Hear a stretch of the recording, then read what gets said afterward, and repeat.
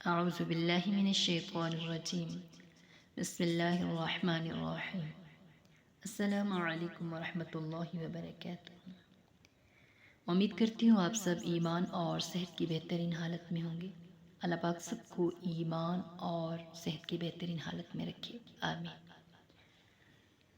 یہ اللہ تعالی کی بے بہار رحمت اور اس کا احسان عظیم ہے کہ اس نے اپنے بھولے اور بھٹکے ہوئے بندوں کو اپنے در پر پلٹنے اور اپنے دربار سے نوازنے کے مختلف بہانے مقرر فرمائے۔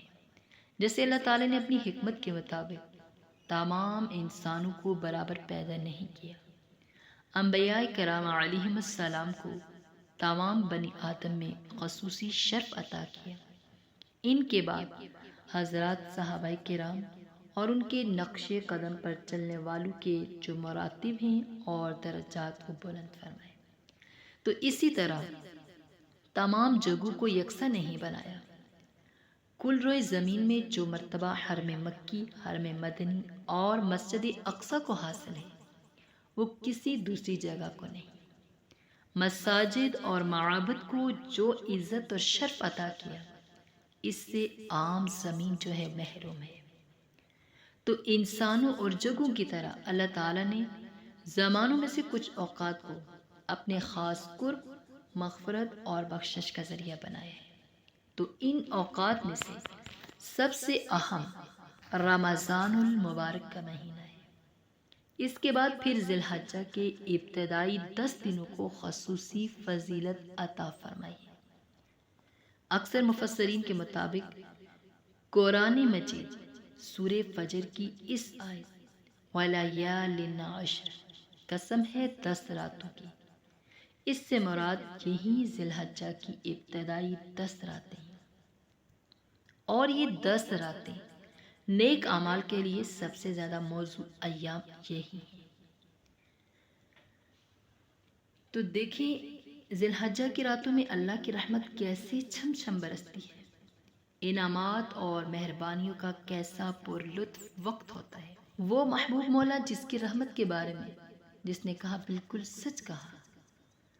حق تعالی کی رحمت تو بندوں کے نوازنے کے بہانے ڈھونڈتی ہے، قیمت نہیں۔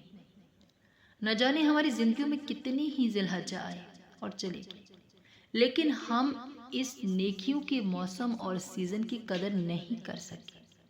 نہیں کہا جا سکتا کہ آئندہ پھر کس کو کتنے سال یہ پر بہار دن اور راتیں نصیب ہوتی ہیں، نہیں ہوتی نہ نصیب۔ اس لیے اپنے نفس کو آمادہ کریں کہ یہ پر بہار دن اور راتیں قیمتی بنائیں، اور اس ذی الحجہ کو اپنے رب جل شانہ کی یاد اور اس کے نام سے آباد کریں۔ ان ایام اور راتوں میں خصوصی طور پر غفلت کی وجوہات یہ ہوتی ہیں کہ عشرہ ذی الحجہ کے فضائل سے ہی ناواقف ہیں، معلوم ہی نہیں کیسی رحمت کی بہاریں سایہ فوگن ہیں۔ جب یہ علم ہی نہیں تو اپنا دامن کیسے بھریں گے؟ نمود و نمائش لوگوں کو دکھانے کے لیے عید کی تیاروں کے نام پر بے جا فضول خرچیاں، بے تحاشا پیسے بہانا، حالانکہ کل قیامت کے روز اس سب کا جواب دہ ہونا پڑے گا۔ کیا جواب دو گے؟ اپنے رب کو کیا بتائیں گے؟ آج کل ایک فتنہ پورے زور و شور سے جاری ہے، جو ان کا پیشہ اور فن ہے، جس کے ذریعے وہ پیسہ کماتے ہیں، لیکن افسوس ہماری بھولی بھالی عوام ان پیشہ وروں سے دھوکہ کھا کر، جن کی زندگیوں میں خوف خدا اور سنت مصطفیٰ صلی اللہ علیہ وسلم کی کوئی ایک جھلک تک نہیں ہے، وہ آ رہے ہیں ٹی وی پر، چینل پر، اپنا دین ایمان خراب کر رہے ہیں۔ یہ فتنہ فضیلت کی راتوں میں کچھ زیادہ ہی بڑھ جاتا ہے۔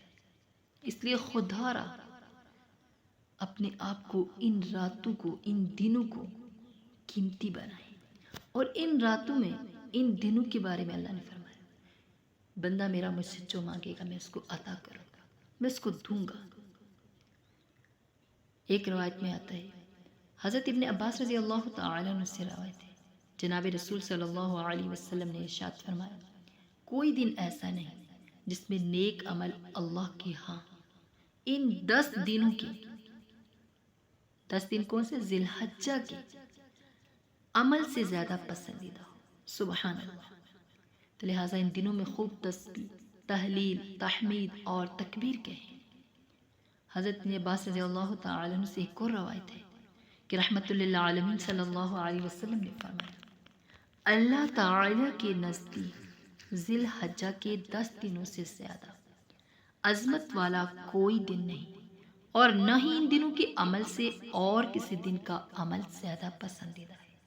لہذا تم لوگ ان دنوں میں تسبیح یعنی سبحان اللہ، تحلیل لا الہ الا اللہ، تحمید الحمدللہ، تکبیر اللہ اکبر خوب کثرت سے کہا کرو، کیونکہ ایک روزہ سال بھر کے برابر ہے، ایک رات شب قدر کے برابر ہے۔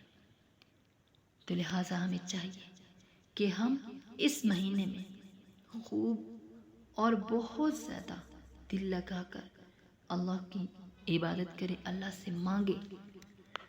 حضرت ابو امامہ رضی اللہ تعالی عنہ سے روایت ہے کہ رسول مکرم صلی اللہ علیہ وسلم نے ارشاد فرمایا، جس شخص نے دونوں عیدوں یعنی عید الفطر اور عید الاضحیٰ کی راتوں کو ثواب کا یقین رکھتے ہوئے قیام کیا، یعنی فرائض اور نوافل پڑھی، تو اس کا دل اس دن نہیں مرے گا جس دن اور لوگوں کے دل مر جائیں گے۔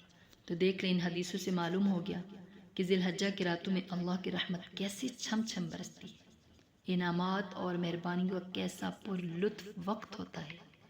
وہ مولائے رب جس کی رحمت کے بارے میں جس نے کہا بالکل سچ کہا۔ اللہ تعالیٰ کی رحمت تو بندوں کے نوازنے کے بہانے ڈھونڈتی ہے، قیمت نہیں ڈھونڈتی۔